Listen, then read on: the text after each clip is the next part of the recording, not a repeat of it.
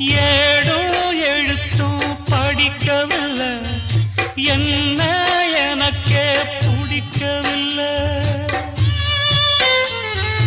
அழகா படிச்சவ சம்சாரம், அதுதான் இப்போ விவகாரம்.